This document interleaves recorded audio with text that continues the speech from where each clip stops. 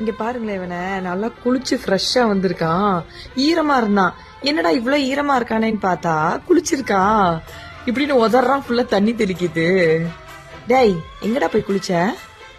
எங்க போய் குளிச்சுட்டு வந்த? குளிச்சியாடி?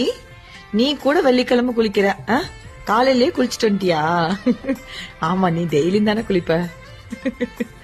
சுத்தத்தை வந்து காக்கா கிட்டதான் கத்துக்கணும்பாங்க.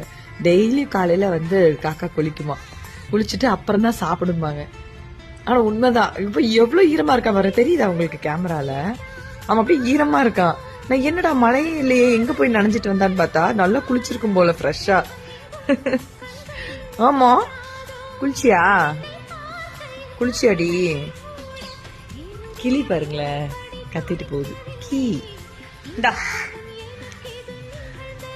படா, இது வா.